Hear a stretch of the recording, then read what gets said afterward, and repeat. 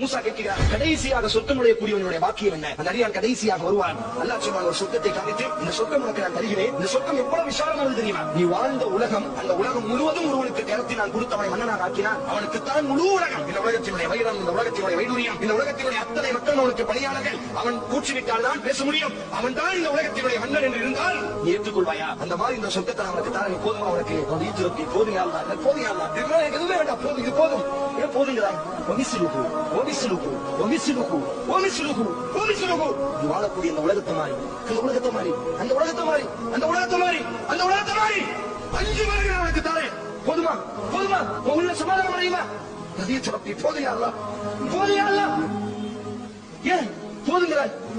பேச பிடிக்கலையா? இந்த உலகத்தை மாறி பற்றாதாரே. போதுமா? போதுமா? உனக்கு நதியை சுரப்பி போதும். ஏன் போதுங்கிறாய்? ஏன் போதும்?